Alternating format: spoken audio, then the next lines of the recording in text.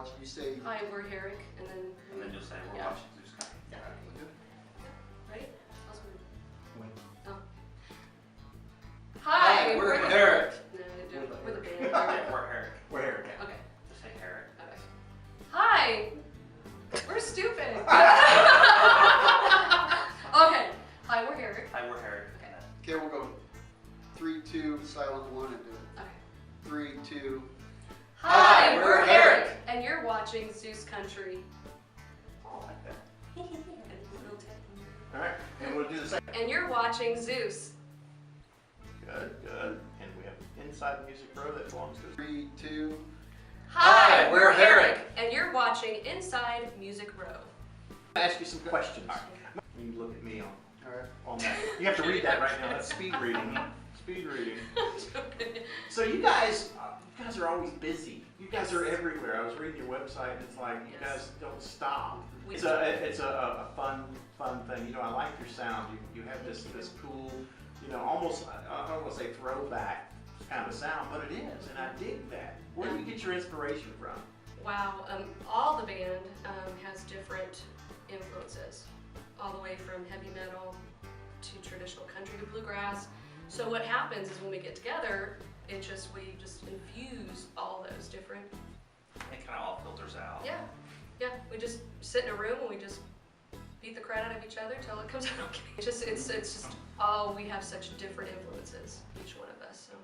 So when you're writing the music, does any one person overpower the other, or does it just happen? It depends on the song, whoever brings the song to the table, and that's kind of like a rule that we have. Whoever starts a song, they have the ending say. Otherwise, you know, you may never finish a song. So. But in saying that, Yeah.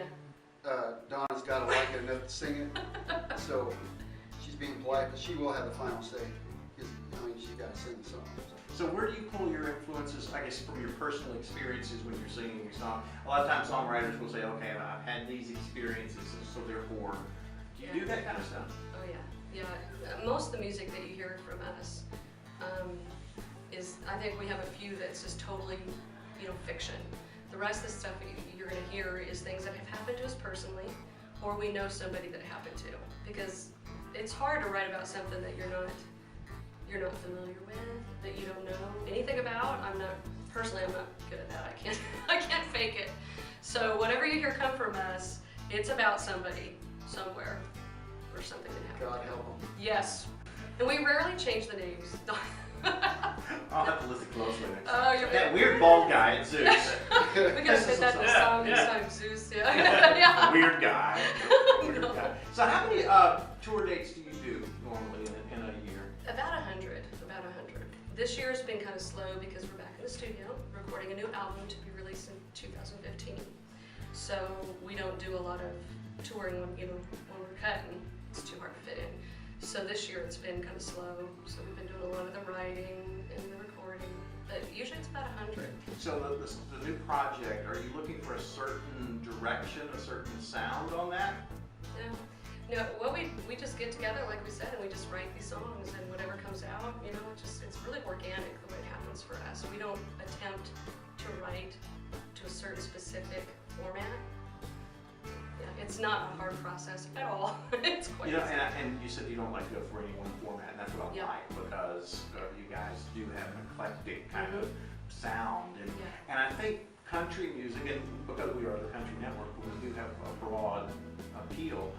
I think that just is so cool to do that, and it's like, okay, you're not just this twang, you're not just this, you know, you're a lot of stuff, and it's a throwback almost to what rock music used to be. Music in general. I don't think a lot of people used to really sit down and try to formulate their format. I think they just wrote what was coming from the heart. Yeah. And then that's what we're doing. That's where the word stylist came from. Yeah.